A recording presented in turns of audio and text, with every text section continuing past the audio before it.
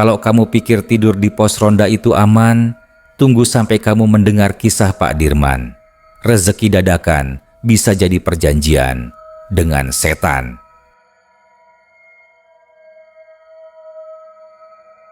Malam itu, langit di desa Pager Gunung menggantung kelabu.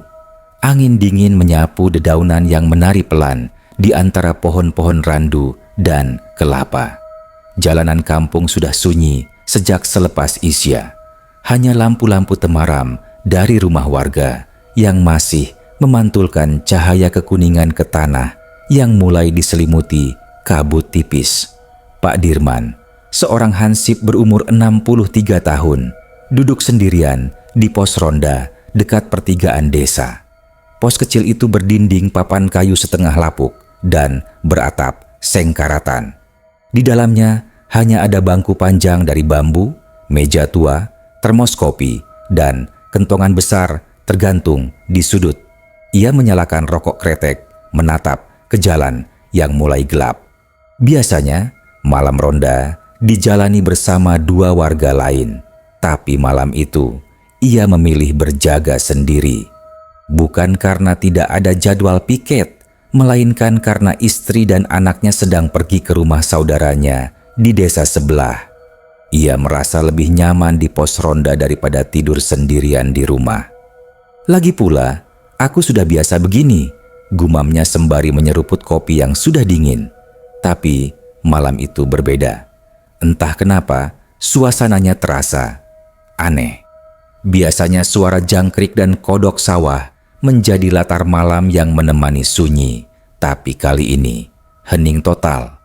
Seolah kampung ini ditarik masuk ke dalam keheningan dunia lain. Bahkan, suara detak jam tua di tangannya terdengar lebih keras dari biasanya. Pak Dirman mencoba mengusir rasa tidak enak dengan membuka radio tua yang ia bawa. Tapi, begitu dinyalakan, suara dari radio hanya menghasilkan dengungan keras. Krezek, krek. Ia memutar channel, tapi tak ada stasiun yang masuk. Lalu tiba-tiba, radio itu menyala sendiri, memutar lagu Jawa kuno berirama gamelan pelan. Suara siter, gong, dan kendang mengalun perlahan, menciptakan suasana seperti berada di tengah keraton zaman dahulu. Pak Dirman terdiam, jantungnya berdegup lebih cepat. Siapa yang muter ini? Bisiknya pada diri sendiri sambil mencoba mematikan radio. Tapi tombolnya macet dan lagu terus mengalun pelan, seperti datang dari dalam radio, bukan dari frekuensi siaran. Ia mengambil radio itu, membaliknya, lalu mencabut baterai.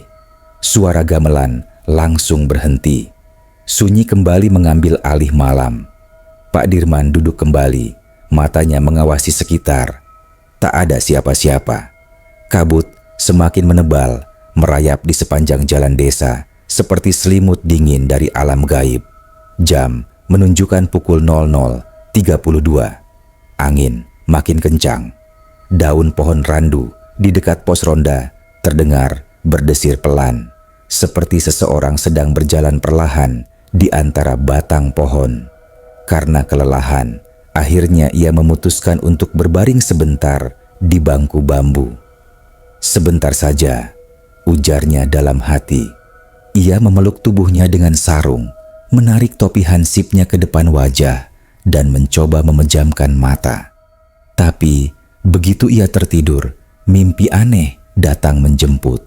Dalam mimpinya, ia berada di tengah lapangan luas. Di sekelilingnya, sosok-sosok tinggi berjubah hitam berdiri mematung. Tak ada wajah, hanya bayangan hitam. Di depan mereka, sebuah panggung bambu berdiri dengan seorang wanita menari lambat di atasnya. Wanita itu mengenakan kebaya putih dan selendang merah. Wajahnya tertutup rambut panjang yang menjuntai hingga dada. Di sekitarnya, asap dupa mengepul. Salah satu sosok berjubah hitam mendekatinya. Suaranya berat dan bergema. "Kami terima niatmu, ambil dan gunakan. Tapi ingat, semua rezeki ada imbalannya." Pak Dirman ingin lari, tapi tubuhnya seperti terkunci. Saat ia mencoba menjerit, mulutnya seperti direkatkan sesuatu. 2 sekitarnya mulai berputar. Asap makin tebal. Suara gamelan kembali terdengar. Semakin cepat, semakin kencang. Dung, dung, dung. Lalu semuanya gelap. Pak Dirman terbangun dengan tubuh basah oleh keringat dingin. Napasnya tersengal, seperti habis berlari jauh. Ia menoleh ke jam tangannya. Pukul 14 Desember.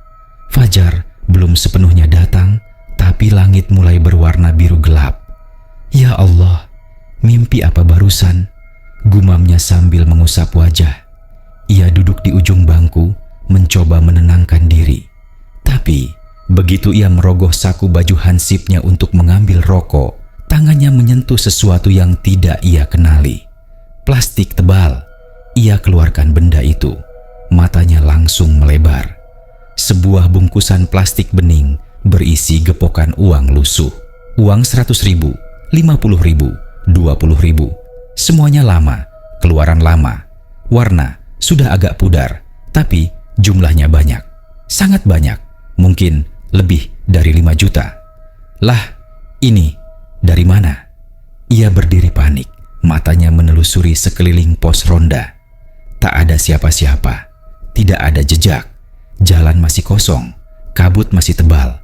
Tapi uang itu nyata, berat, dan berbau seperti kayu lama yang disimpan di gudang. Pak Dirman terduduk, mulutnya bergetar. Ingatannya melayang ke mimpi tadi malam. Semua rezeki ada imbalannya. Ia memeluk bungkusan itu, menatap langit yang mulai terang. Di kejauhan, suara adzan subuh menggema dari masjid kecil desa. Tapi suara itu bercampur dengan suara gamelan samar, entah dari mana asalnya. Pagi itu, suasana di desa Pager Gunung lebih cerah dari biasanya. Matahari menembus celah-celah dedaunan, ayam berkokok, dan suara ibu-ibu yang menyapu halaman mulai terdengar. Tapi di rumah Pak Dirman, suasana jauh dari tenang. Ia duduk terpaku di ruang tamu. Di depannya, uang hasil temuan semalam berserakan di atas tikar pandan. Matanya masih memerah karena kurang tidur. Jemarinya gemetar tiap kali menyentuh lembaran lusuh itu. Ia sudah menghitung. Total ada hampir 13 juta rupiah. Tapi anehnya, semua uang itu bau tanah dan menyisakan bekas debu halus di telapak tangan. Ya Allah, ini dari mana? Bisiknya. Tapi dalam hati, ia tahu uang itu bukan hadiah biasa. Namun, dorongan untuk menyimpannya terlalu kuat. Ia hidup pas-pasan. Gaji hansip bulanan tak pernah cukup. Istrinya bahkan sempat menjual cincin kawin untuk biaya sekolah cucu mereka. Maka, saat kesempatan seperti ini datang, akal sehatnya mulai goyah. Kalau rezeki, ia dimanfaatkan. Siapa tahu ini ujian, katanya mencoba menenangkan diri. Setelah mandi dan berpakaian rapi, ia berjalan menuju warung kelontong milik Bu Murni. Ia membeli beras, telur, minyak, dan sebatang sabun. Ketika hendak membayar, Bu Murni menatap uang itu dengan alis mengerut. Pak Dir, ini uang lama banget. Masih ada yang beginian? Pak Dirman tertawa kecil. Iya Bu, nemu di lemari tua waktu bersih-bersih. Bu Murni tak banyak tanya. Ia menerima uang itu dan Pak Dirman pulang dengan kantong belanja penuh. Tapi malam harinya, desas-desus mulai terdengar. Ada yang melihat Bu Murni kesurupan di warungnya. Ia menjerit-jerit sambil menunjuk ke arah rumah Pak Dirman. Mulutnya komat kamit, matanya melotot, suaranya bukan seperti suara wanita, melainkan berat dan menggelegar. Itu uang kami, itu milik kami, kembalikan. Pak Dirman mendengar kabar itu dari tetangganya. Jantungnya berdegup keras. Ia mencoba mengabaikan dan tetap beraktivitas seperti biasa. Tapi malamnya, saat kembali ke pos ronda untuk berjaga, peristiwa aneh kembali terjadi. Lampu Petromax di pos menyala sendiri, meskipun belum ia pompa. Bahkan, termos kopi yang ia bawa dari rumah tiba-tiba sudah penuh dan hangat. Loh, ini siapa yang ngisi? Katanya sambil meraba termos. Ia duduk, membuka radio, yang kini sudah bisa menyala. Tapi suara yang keluar bukan siaran berita, melainkan gumaman pelan. Suara perempuan tua seperti sedang membaca mantra. "Iki dudu duitmu, ojo nganti mlebusakmu." Pak Dirman buru-buru mematikan radio. Tapi suara itu tetap terdengar, meski kecil, entah dari mana. Tiba-tiba angin berembus kencang, dedaunan beterbangan. Dari balik kabut, sosok perempuan muncul perlahan, berjalan terseok dari arah makam tua dekat kebun pisang, mengenakan jarik coklat dan kebaya putih kusam. Wajahnya buram, tapi rambutnya kusut seperti belum disisir bertahun-tahun. Pak Dirman berdiri, tubuhnya kaku. Ia tahu itu bukan manusia. Sosok itu terus mendekat, pelan, dan berhenti tepat di depan pos ronda. Ia tak berkata apa-apa, hanya menatap Pak Dirman. Lalu dari mulutnya yang robek, suara parau keluar. "Kowe wis nampa duite, saiki giliranmu sing bayar. Kamu sudah terima uangnya, sekarang giliranmu membayar." Pak Dirman gemetar. Ia mundur pelan, hampir terjatuh. Perempuan itu mengangkat tangannya dan menunjukkan telapak tangan kanan yang berlubang, seperti habis dibakar. Dari dalam lubang itu keluar asap tipis, lalu ia menghilang dalam sekejap, disapu angin seperti abu kering. Pak Dirman jatuh terduduk, seluruh tubuhnya dingin seperti es.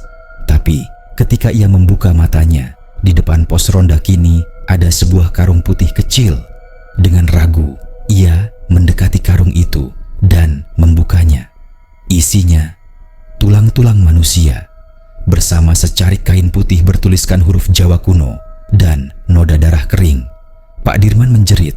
Ia tinggalkan pos ronda dan lari pulang malam itu tanpa menoleh lagi. Tapi begitu sampai rumah, ia mendapati istrinya sudah berdiri di teras, menangis. "Pak, siapa yang naruh tanah kuburan di bawah bantal cucu kita?" Pak Dirman tak sanggup menjawab. Ia hanya berdiri lemas, menyadari satu hal. Uang itu membawa kutukan, dan kutukan itu baru saja dimulai. Sejak malam itu, Pak Dirman tak pernah lagi kembali ke pos ronda. Ia lebih banyak berdiam di rumah, duduk termenung, dan tak lagi bicara dengan siapapun kecuali istrinya. Mata tuanya kini memandang kosong, seperti menyimpan beban yang tak bisa ia bagi. Namun, sesuatu yang lebih mengerikan mulai terjadi. Keesokan harinya, anak bungsu tetangganya, Mas Dion, ditemukan meninggal di sumur dekat kebun.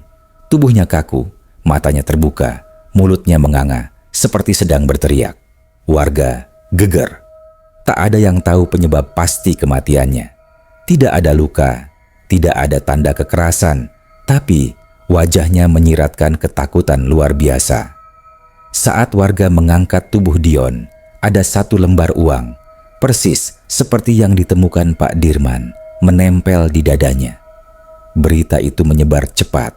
Beberapa warga mulai mengaitkan uang tersebut dengan kejadian aneh di warung Bu Murni dan cerita lama tentang uang dari pesugihan di desa-desa lereng Merapi. Tapi tak ada yang berani bicara langsung ke Pak Dirman. Sampai malam berikutnya, Pak Dirman mendengar suara ketukan di jendela rumahnya. Bukan sekali, tapi 3 kali, pelan dan teratur. Saat ia intip dari sela tirai, tak ada siapapun. Tapi begitu ia kembali duduk di kursi rotan, suara itu terdengar lagi. Kali ini dari pintu depan. Tok, tok, tok. Dengan jantung berdegup, ia membuka pintu. Tidak ada siapapun di sana. Hanya angin malam yang berhembus membawa bau amis. Tapi di lantai tergolek sehelai daun pisang yang dibungkus seperti lontong. Ia ragu membukanya, tapi rasa takut bercampur penasaran mendorongnya. Dan saat bungkusan itu terbuka, seekor lidah manusia tergolek di dalamnya, masih segar dan berdarah. Pak Dirman nyaris muntah. Ia menjatuhkan bungkusan itu, dan ketika hendak menoleh ke dalam rumah, ia melihat sesosok wanita tua di balik tirai. Wanita itu hanya berdiri, memandang. Wajahnya dipenuhi keriput dan matanya merah menyala. Ia mengenakan kain jarik sobek dan kepalanya dibalut ikat kepala dari kain kafan. Suara berat keluar dari mulut wanita itu. "Wis wayahe, siji wis dijupuk, loro ngenteni." Sudah waktunya, satu sudah diambil, dua lagi menunggu. Pak Dirman menjerit, tapi sosok itu lenyap begitu saja. Besoknya, Pak Dirman akhirnya menemui seorang ustadz tua yang tinggal di desa sebelah, Ustadz Wahid. Ia menceritakan semuanya, dari awal sampai akhir. Tangannya gemetar, air matanya menetes, dan tubuhnya lemah karena tak bisa tidur sejak 3 malam lalu. Ustadz Wahid diam lama, kemudian mengangguk pelan. "Pak Dirman, uang itu adalah bagian dari pesugihan tua. Biasanya diletakkan oleh penunggu makam untuk mengikat jiwa manusia dalam perjanjian setan. Tidak ada kontrak tertulis, tidak ada tanda tangan. Tapi begitu uang itu digunakan, maka perjanjian dianggap sah. Pembayarannya nyawa." Pak Dirman pucat. "Apa saya bisa mengembalikannya, Ustadz? Saya tidak tahu. Saya kira itu rezeki." "Setan tidak butuh kamu tahu. Yang penting kamu sudah terima dan pakai. Dan sekarang setan sudah ambil satu. Yang berikutnya bisa siapa saja yang dekat denganmu." Pak Dirman terisak. Ia ingat cucunya yang berumur 7 tahun baru saja memeluknya tadi pagi, mengucapkan terima kasih karena dibelikan mainan baru. Istrinya juga terlihat lebih ceria sejak dapur mereka tidak kosong lagi. "Apa bisa dihentikan?" tanyanya lirih. Ustadz Wahid menghela napas dalam. "Bisa, tapi sangat berat, karena kini kamu bukan hanya terikat, tapi juga menjadi perantara.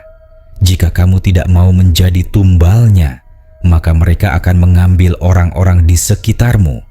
Tapi jika kamu mau, kamu bisa menebusnya dengan satu syarat. Kamu harus kembali ke tempat pertama uang itu datang dan menyerahkan dirimu." Pak Dirman menatapnya dengan wajah kosong. "Menyerahkan diri saya?" "Ya, karena kamu yang membuka gerbangnya, kamu pula yang harus menutupnya." Malam itu, Pak Dirman pulang dengan tubuh lemas. Ia tahu pilihannya hanya 2, membiarkan orang-orang yang ia sayangi menjadi korban, atau ia sendiri yang menanggung semuanya. Pukul 2 dini hari, ia pergi diam-diam ke pos ronda, membawa kantong plastik berisi sisa uang, selembar sarung, dan sebuah pisau kecil. Langkahnya mantap meski tubuhnya gemetar. Di depan pos ronda, ia berlutut, mengubur uang itu di tanah, dan membaca doa. Tapi saat ia selesai menimbun lubang itu, angin besar datang dari arah makam. Kabut tebal menyelimuti jalan setapak. Suara gamelan Jawa kuno terdengar sayup-sayup, diiringi suara tangisan perempuan dan derap langkah kaki tanpa tubuh.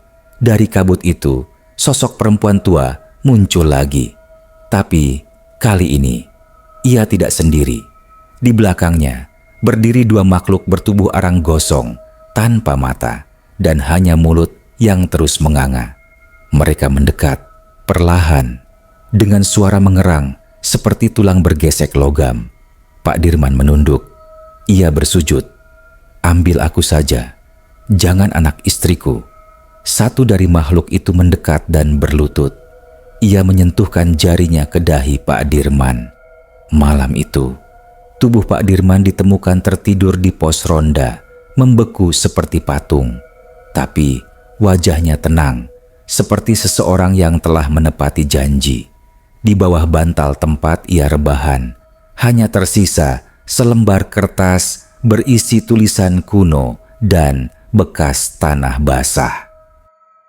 Sudah 2 hari sejak Pak Dirman ditemukan meninggal di pos ronda dengan wajah tenang, namun tubuh membeku seperti batu.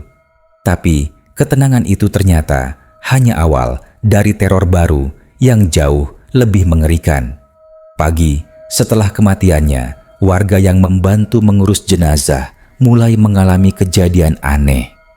Mas Thohir, tukang gali kubur, melaporkan bahwa tanah kuburan Pak Dirman terasa panas dan bergetar seperti ada yang bergerak di bawahnya.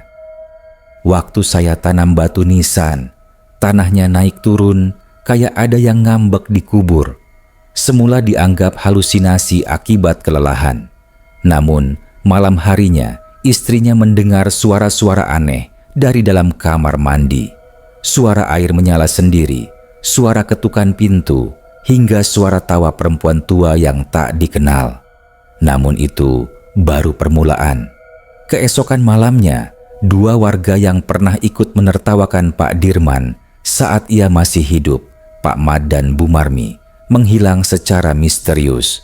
Rumah mereka kosong, lampu menyala, pintu tak terkunci, dan makanan masih tersaji di meja makan, seperti sedang bersiap makan malam. Tetangga yang curiga melapor pada RT. Polisi datang, menggeledah rumah, namun tak ada jejak mereka. Tidak ada darah, tidak ada barang hilang, hanya satu yang ganjil. Di atas kasur mereka berdua, tertinggal selembar uang lusuh dengan bercak tanah dan noda hitam yang berbau busuk. Warga mulai ketakutan. Cerita tentang rezeki dari setan yang sempat diabaikan kini mulai diperbincangkan di setiap sudut gang, warung kopi, masjid, bahkan sekolah. Anak-anak dilarang keluar rumah selepas maghrib dan suara kentongan malam kini jarang terdengar lagi.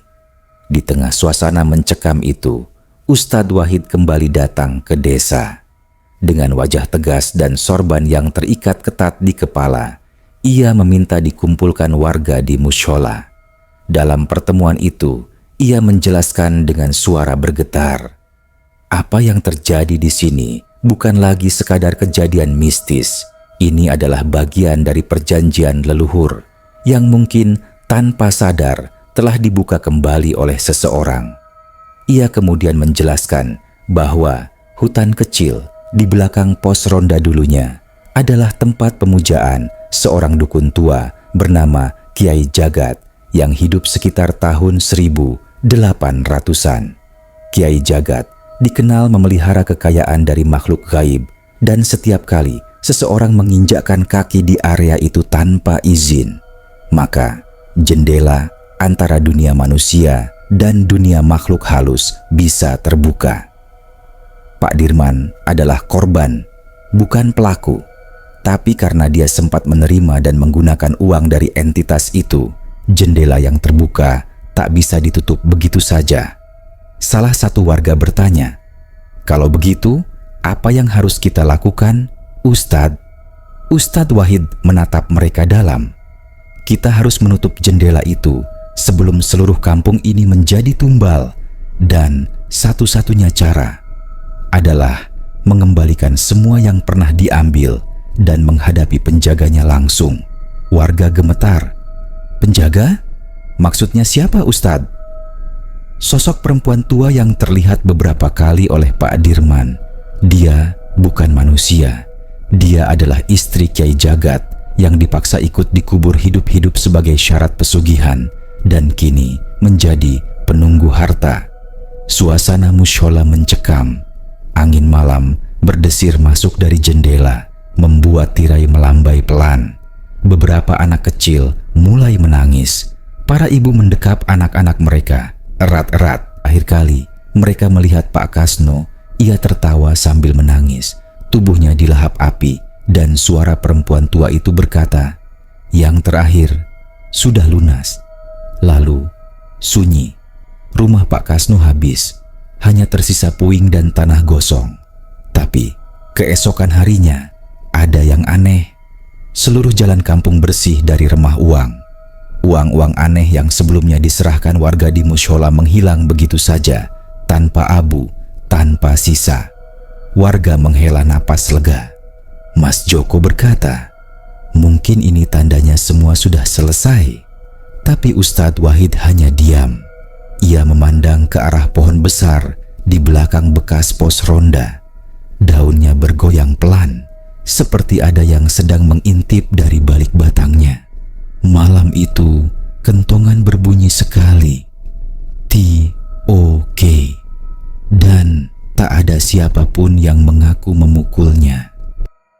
2 minggu sudah berlalu sejak peristiwa tragis yang menimpa Pak Kasno.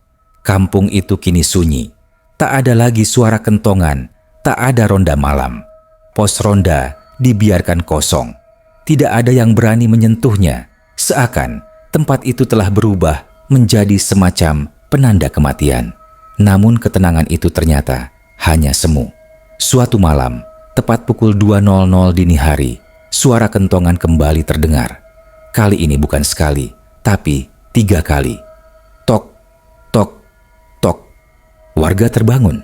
Sebagian pura-pura tak dengar. Sebagian lagi langsung membaca ayat kursi. Tak ada satupun yang berani keluar rumah.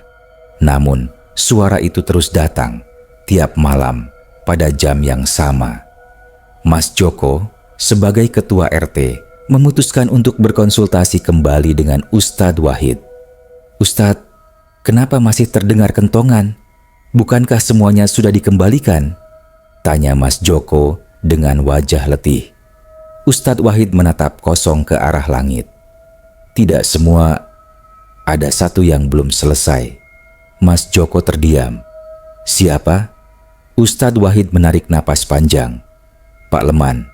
Nama itu seperti petir yang menyambar. Pak Leman, hansip pertama yang menerima uang misterius itu, yang waktu itu pingsan dan mendadak sehat setelah memegang amplop pertama, yang selama ini menghilang dari pandangan warga. Ia memang pernah kembali setelah Pak Kasno menghilang, tapi hanya sebentar. Setelah itu, ia pindah keluar kota tanpa pamit. Katanya dapat kerjaan bagus sebagai satpam di gudang besar di kawasan industri Bekasi. Kini, Ustadz Wahid mengatakan bahwa Pak Leman belum mengembalikan rezekinya. Selama ia belum mengembalikan, selama itu pula pintu mereka belum tertutup, ujar Ustadz Wahid dengan suara berat. Akhirnya, Ustadz Wahid dan Mas Joko memutuskan untuk mencari Pak Leman. Setelah bertanya sana-sini, mereka berhasil menemukan alamat tempat tinggal barunya di sebuah rumah kontrakan sempit di pinggiran Bekasi. Saat mereka tiba, bau amis bercampur menyan langsung menyergap hidung. Rumah itu terlihat sepi, tapi dari dalam terdengar suara lelaki tertawa kecil bergumam sendiri. "Assalamualaikum Pak Leman," seru Mas Joko sambil mengetuk pintu. Tak ada jawaban. Pintu diketuk lagi. Kali ini, suara dari dalam terdengar lebih jelas. Suara lelaki, tapi seperti sedang bercakap dengan banyak orang. Lirih, tidak jelas, seolah sedang memberi arahan atau menerima bisikan. "Pak Leman, ini saya, Joko RT. Saya datang bersama Ustadz Wahid." Pintu mendadak terbuka sendiri. Ruangan gelap. Hanya diterangi lilin kecil di pojok kamar. Di tengah ruangan, Pak Leman duduk bersila, mengenakan seragam hansip lusuh yang sudah menguning. Matanya merah, bibirnya bergerak terus meski tak ada suara keluar.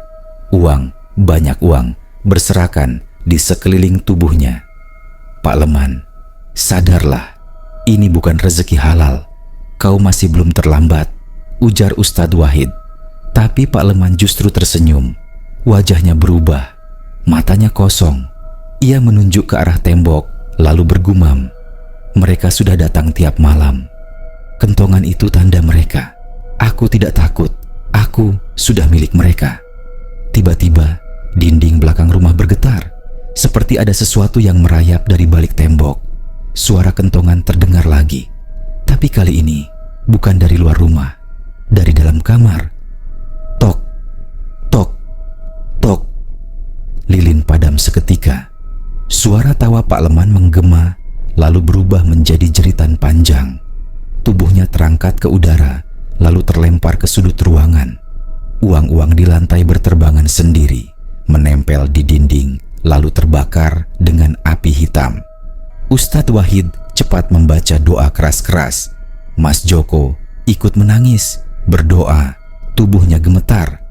Tiba-tiba, sesuatu yang tak terlihat menarik tubuh Pak Leman ke langit-langit kamar. Dia menggantung, tubuhnya menekuk tak wajar. Jeritanya berhenti, Lalu, kerak, lehernya patah sendiri, tubuhnya jatuh ke lantai. Tapi uang itu hilang, semuanya hilang. Tak ada api, tak ada darah, hanya tubuh dingin Pak Leman di lantai dan kentongan terakhir yang berdentang dari dalam dada mayatnya. TOK. Ustadz Wahid langsung menyuruh Mas Joko menguburkan jenazah malam itu juga tanpa menunggu pagi. Ia membaca doa sepanjang proses pemakaman. Tak ada warga yang ikut, hanya 2 orang mereka dan 1 penggali kubur. Malam itu, semua suara kentongan berhenti dan sejak hari itu pos ronda dibongkar.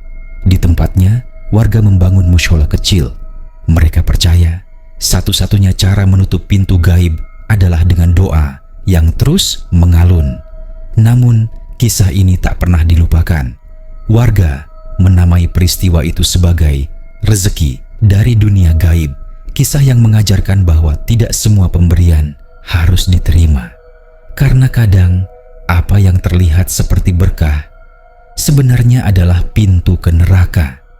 Kisah ini menjadi nyata karena memang diambil dari kejadian yang diceritakan turun-temurun di sebuah kampung kecil di Jawa Tengah. Tidak ada yang tahu persis di mana letak kampung itu sekarang, tapi pos ronda bekas itu masih berdiri, hanya saja tidak pernah lagi dipakai. Dan jika kau mendengar kentongan berbunyi pukul 2 pagi tanpa sebab, ingatlah, mungkin ada satu rezeki yang belum dikembalikan.